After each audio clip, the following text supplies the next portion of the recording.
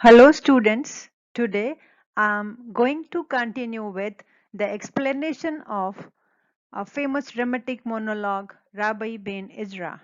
In my previous videos, as I have explained that in this poem, Rabbi ben Ezra is talking about the divine pattern or the divine design of human life as created by God, and he looks at youth and old age as the two halves of this divine pattern.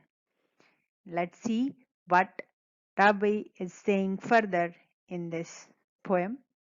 In stanza 13, he says, therefore, I summon age to grant youth's heritage, life's struggle having so far reached its term. Thence shall I pass approved a man, for I removed from the developed brute a god, though in the germ. Rabbi says that the period of youth is a kind of probation for man's old age, and in his youth a man undergoes several struggles and difficulties to achieve knowledge, to achieve experience. And when youth comes to its final stage and stands on the threshold of the next age, there should come maturity, there should come wisdom, there should come a wider spiritual outlook. And these qualities accompany old age and are its heritage to youth. So the term youth heritage is for all the qualities associated with old age, the knowledge, the experience, the wisdom, the maturity, the wider spiritual outlook, that is to say. These qualities accompany old age and are its heritage to youth.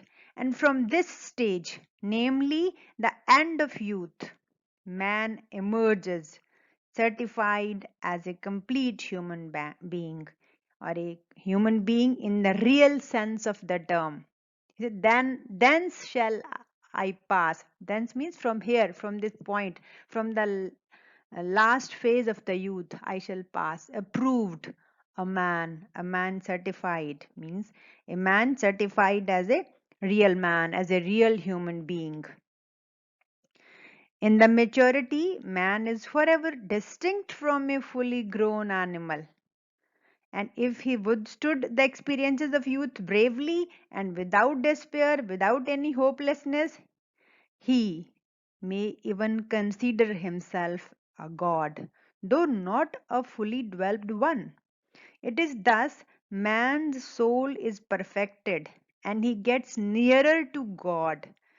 Browning actually says that the divine spark in man makes him struggle hard to achieve the noble aims, to achieve the divinity, that is to say, the spiritual progress, that is to say. The same note continues in the next stanza, in the stanza 14th. Rabbi says, and I shall thereupon take rest, ere I be gone once more on my adventure, brave and new, fearless and perplexed. When I face battle next, what weapons to select, what armor to endure. Here he says that after the struggles of youth, he would like to take rest in his old age. Take rest. He wants to take rest in his old age.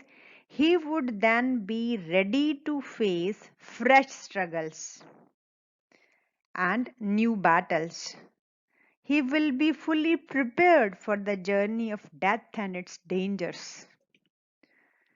He is now completely free of fears and perplexity. Um, Perplexity is for the sense of bewilderment, for the sense of confusion.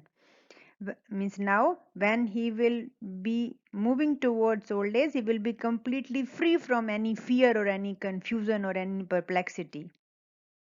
When he has to fight the next battle, he will know exactly what weapons to choose and how to protect himself against evil and temptation.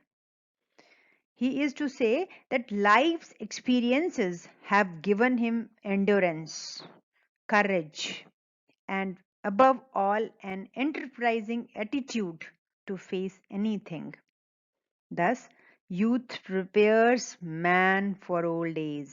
Similarly, life on this earth is a preparation for life in the next world. And this belief is basic to Browning's philosophy that early life is one stage in the journey towards perfection. And here, Rabbi is giving expression to Browning's philosophy. In stanza 15th, Rabbi says, Youth ended, I shall try my gain or loss thereby. Leave the fire ashes. What survives is gold, and I shall weigh the same. Give life its praise or blame. Young, all lay in dispute. I shall know, being old.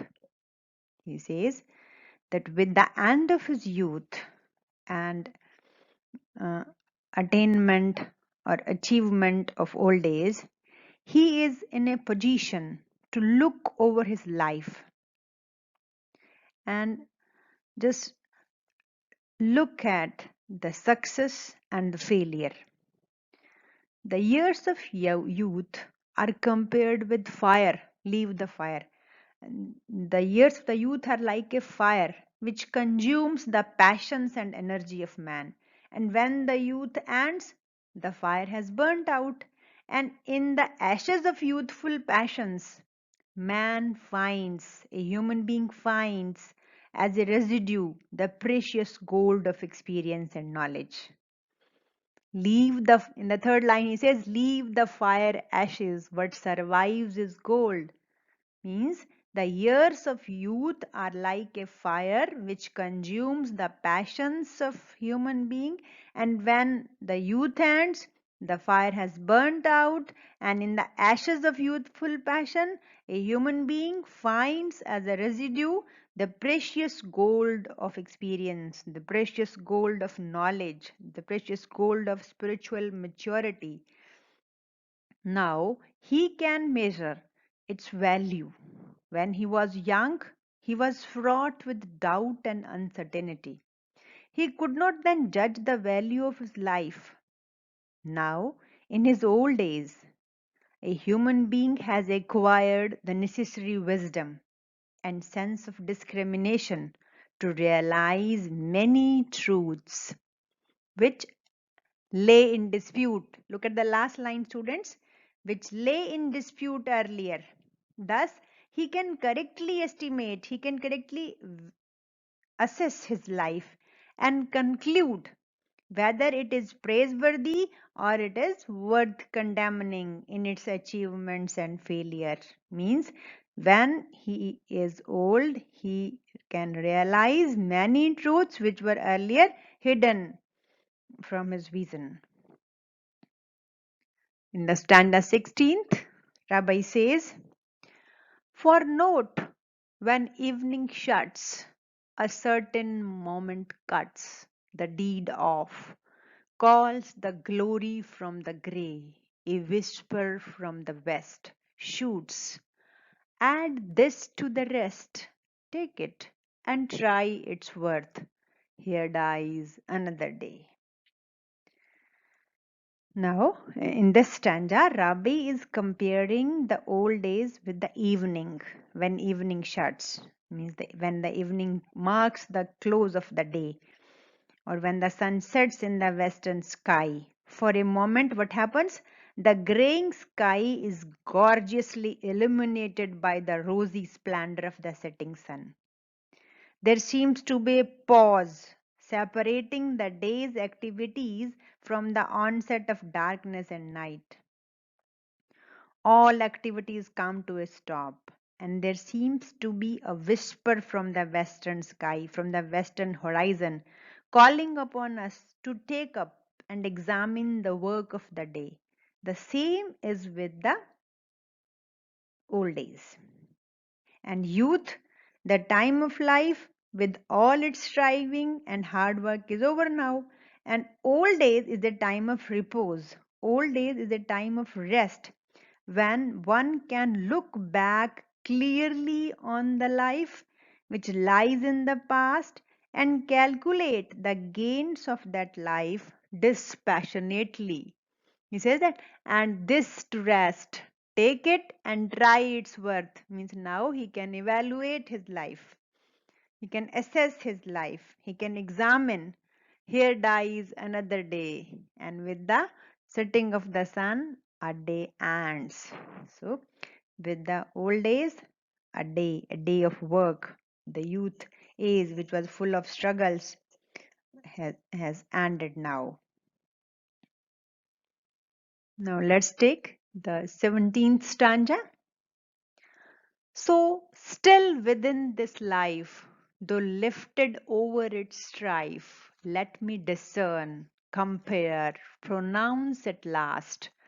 This race was right in the main, that existence vain. The future I may face now, I have proved the past. Rabbi ben Ezra compares old days to sunset, as we have seen in the previous stanza, because old days represents, or the sunset represents, the last stage of life before the darkness and the sleep of death overtakes. Just as the close of the day is a fit time to pause and look back on the day's gains and losses, so old age is the time when one can look over one's youth and judge the worth of life's experiences. So the same note of the previous stanza continues in this stanza also. So still within this life. So looking from the vantage point of old age, which is called the time of repose, when a man can scrutinize, a man can compare experiences, when a man can pronounce judgment on them. So, looking from that vantage point of old days, one can form a clear judgment. In the third line, there is a word discern. Discern means to make a clear judgment, to see clearly, we can say. Make a clear judgment as to which of the youthful fiery enthusiasms and passions were right and which wrong and useless. He will then know the value of past experiences and can easily put it to future use. A human being can now face the unknown future with confidence, for he has gained wisdom from the experience of past life. In the last line, he says that the future I may face now, and I have proved the past. Means he will now value the past experiences and can easily put it to future use. He can now face the unknown future with confidence, for he has gained wisdom from the experience of past life. Thus, Browning's view is that life is a complete whole, life is a complete design, a pattern prepared by God, and where youth prepares for old days, and while the old days life prepares for the life beyond. Let's see what Rabbi says in further. In the stanza 18th, Rabbi says, for more is not reserved to man with soul just nerved to act tomorrow what he learns today. Here, work enough to watch the master work and catch hints of the proper craft, tricks of the tool's true play. According to Rabbi ben Ezra, man has the privilege of learning from the past experiences and using that knowledge in future. Nothing more is given or permitted to man. Actually, experience and knowledge of the past strengthen its soul to face the future confidently. And in his life on earth, man is to be sufficiently occupied, sufficiently furnished in carefully watching how God works. Just as an apprentice watches the master craftsman at work, uh, and learns about the mysteries of using a particular instrument, a man, a human being, watches providence, the destiny, the master craftsman of this universe, and he learns the proper use of the faculties given to him by God and the proper technique of life. God has created everything according to a perfect plan. And life is meant for acquiring experiences and wisdom from the struggle we face so as to prepare the soul for the next word. Hints of the proper craft means what is the real craft, what is the real work, how God has designed this pattern, these very tricks, these very techniques a man learns from his experiences. And he just learns that life is meant for getting experiences and wisdom from the struggles we face so as to prepare the soul for the next world. And that is the correct use of our life, the pattern of our life. The true play phrases for the correct use of the gifts or the divine plan of human life which is created by God. So, tool is for the instruments, the gifts which God has bestowed upon man. In stanza 19th, Rabbi says, as it was better, youth should strive through acts uncouth toward making than repose on aught fond made.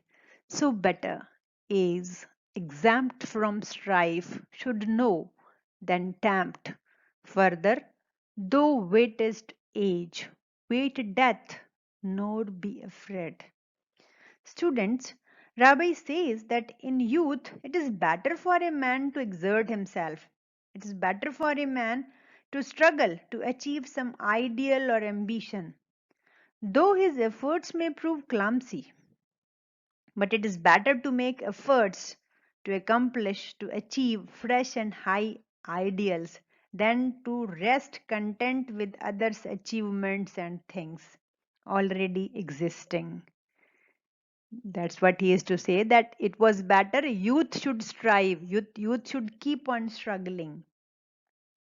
In old days, one is not expected to toil and struggle. Now is the time to rest and draw conclusions from past struggles. He said that towards making then repose on aught found made. Repose is for the rest, for the age of rest, for the old age, because old age is to rest and draw conclusion from the past struggles. One should enrich oneself with wisdom and discriminate good and bad rather than to attempt to struggle further in age. Actually, youth age is presented here as a preparation for the old age. And similarly, old age is a period of preparation for death. There is no cause to fear death. In the last line, he says, though waitest age, wait death, nor be afraid. Means there is no cause to fear death, for one's wisdom would help one to face the life to come. Life on this earth is a preparation for life beyond, and this point is central to Browning's optimistic philosophy. That's what Rabbi is expressing. That what is that? That life on this earth is a preparation for life beyond. Let's see what Rabbi says in stanza 20th. Enough now. If the right and good and infinite be named here, as thou call'st thy hand thine own, with knowledge absolute, subject to no dispute, from fools that crowded youth, nor let thee feel alone. Rabbi says that it is enough for a man, enough now. It is enough for a man in his old days to have learnt about what is right, good, and infinite. A human being should be as sure of the meaning of these things as he is sure that his hand is his own. Be named here as thou callest thy hand thy own. In the third line he says that a man should be as sure of meaning of these things, whatever he has achieved in his youth is, as he is sure that his hand is his own. And in these all foolish thoughts and uncertainties of youth, he cannot take a decision or know the exact worth of an idea. It is only in old age that he can be sure of the right and the good. His wisdom will be his friend and help him to realize that there is a benevolent providence uh, that is watching over him. So he should not feel lonely or insecure. So now, in the old days, a human being need not feel lonely, weak, or insecure. So here in the last line, the meaning of nor let thee feel alone actually is not absolutely clear, and for this Robert Browning is blamed for his obscurity. And it could also be mean that youth being troubled by conflicting and foolish ideas did not give man the time to reflect alone and calmly. Students, I'll repeat that here this phrase, let them feel alone, could also mean that youth being troubled by conflicting and foolish ideas did not give man the time to reflect alone and calmly. But as the age comes, now he can just calmly think about the worth of his existence. So, in this way, in this poem, Rabbi is giving expression to Browning's optimistic philosophy, his faith in the benevolence of God, his faith in the divine pattern of God, his faith in the whole frame of universe as created by God. In our next videos, we'll talk about the further stanzas of the poem. Thank you.